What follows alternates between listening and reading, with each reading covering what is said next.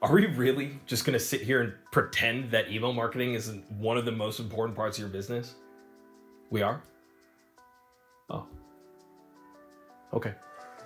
For everyone else though, the data tells us that there are 4.3 billion, with a B, email users worldwide. With literally more than half of the planet using email, your business can't afford to not have an email marketing strategy. And unlike those social media platforms with their confusing features and constantly changing algorithm, and no one liking your posts for whatever reason, email marketing is relatively straightforward. What's up? I'm Jamal from HubSpot. In this video, I'm going to teach you the basics of email marketing, setting you up with a foundation for success that can last for years. If you find this useful, be sure to like this video and subscribe to the HubSpot YouTube channel. So, how do you become a master email marketer? Put simply, it's divided into 3 steps. 1, build your list. 2, maintain the health of that list. And 3, email that list with valuable content every time. Let's start by building your list. When building your email list, there's really one rule and one rule only, and that's never buy or rent a list. And actually, there are more rules, but let's just focus on that one for now. Buying or renting an email list can lead to low open rates, bad brand appearance, and even hefty fines from privacy protection agencies. So what should you do to build up a quality email list? Well, here at HubSpot, we built our email list by producing free ebooks that users discovered when searching for topics like Introduction to Data Visualization or How to Become an Influencer. Maybe you can offer a free trial of your service or an online seminar or other experience. Whatever you offer, it needs to be something valuable enough to convince users to part with their personal email information. In addition to the landing page, most websites will let you place a pop-up to collect email. Set one to appear after the user has spent some time on your site, which indicates that they're receiving value and might be open to more information. And if your business involves online ordering, make sure customers are prompted to opt into your email list when making a purchase. Why is it important that users opt in? Well, having users opt in means they want to hear from you. It also keeps you compliant with the ever stricter anti-spam policies being implemented by governments as well as email services themselves. A double opt-in is even more effective since it requires the user to open and click an automated email they receive when signing up. This not only prevents users from giving fake emails, but it also trains their email app to recognize quality messages from you. And with that, we just launched the spam folder. Way to go. How you go about building your email list will set the stage for future success, but just as important is how you maintain your list. This means periodically scrubbing your email list to remove emails that bounce or addresses that never open your emails. A good rule of thumb is to scrub your list every 6 to 12 months. You might be wondering, what's the harm in emailing people who don't open them, right? Like, why can't I should be able to do that, right? Well, another metric that email algorithms use to determine if something is spam is the engagement ratio. The more you send emails that never get open, the more likely the email services will eventually categorize your emails as spam. Make sense? The good news is that despite these increasing obstacles to email deliverability, the overall value of email marketing is actually on the rise. In 2010, Digital Marketing Association put the return on email marketing at $40 for every dollar spent. By 2019, that return increased to $42 for every dollar spent. Why has the ROI gone up? Because I'm opening everyone's emails for them.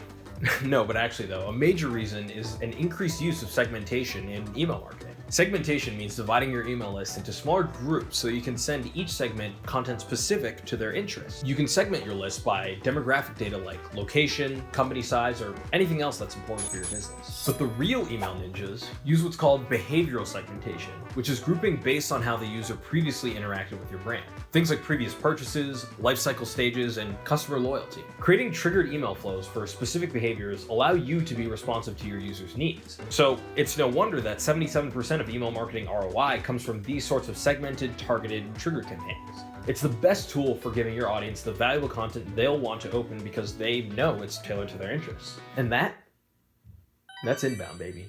Which brings us to our final step in mastering email marketing. Send valuable emails. The average office worker receives around 120 emails per day. That is many. Out of that 120, 40 are important business emails that require response. That leaves 80 other emails vying for attention. The only way to stand out is by having a super clickbait title for the subject line. That's a real tip. You should do that. No, the only actual way is to stand out by offering something your subscribers want to click on because it somehow improves their lives. Think about a company like OpenTable, who uses subscribers' past behavior to offer useful discounts or recommend new restaurants. Or Spotify, who send regular emails notifying users of new music by artists they follow. These are great examples of valuable emails that subscribers want to receive and are happy to open. One more useful tip. Whenever you're recommending something to your subscriber, be sure to remind them of the activity that triggered the recommendation. That way, they associate the good feeling of the previous experience with the new one you're offering. Now, when it comes to emails, conveying value starts with the subject line. This can mean literally telling the recipient what they'll get from opening the email, and try to do it in 50 characters or less. Use those 50 characters to pique the customer's interest. Don't give everything away up front, like me with Bobby Jenkins in the 4th grade. I gave him my Goku action figure, and then he didn't talk to me anymore after that. Leave a bit of mystery so they'll feel compelled to open the email to know more. Just be sure that whatever you tease in the subject line is actually delivered in the body of the email. No one likes deceptive, clickbaity subject lines. I was kidding before. And 69% of spam reports come from subject lines alone, so watch out. Now, you can also use the pre-header. That is the first few words in the body of your email that get previewed in your inbox to support the subject line. Most email marketing systems will allow you to set the pre-header when you enter the subject line, so you don't have to worry about altering the actual body copy of your email. And always, A/B test your subject line so that each email you send teaches you something for the next one. So all the messages from your email list have been delivered. And thanks to your brilliant subject line and pre-header, good job, folks are itching to read what you sent them. So, what are you going to say?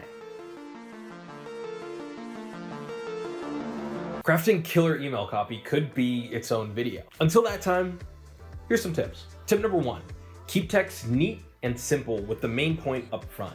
Use short sentences with lots of paragraph breaks. Save those verbose think pieces for your blog. This is an email. Tip number 2, write for your audience. Remember those list segments we made? This is why they're so important. And tip number 3, write in a friendly one-to-one style. This isn't just a good way to treat your customers, it also helps prevent your email from getting tagged as spam. And speaking of spam, HubSpot keeps an extensive list of spam trigger words that you should avoid when writing email copy. There will be a link in the video description below, and if you don't click on it, I'll be sent to the spam folder. You should also run your email through a spam test before sending it to make sure your formatting, punctuation, and fonts all pass through the filters. There are plenty of free spam checkers online you can use. You'd be amazed how a few tiny tweaks can make a huge difference. So when it comes to email marketing, sending valuable content in a compliant format to users who you know want to receive it will allow you to execute successful campaigns for years to come. Happy emailing. I'm off to the spam folder. Which, I don't know why that's like my I messed up sound, but it is, and we're rolling with it.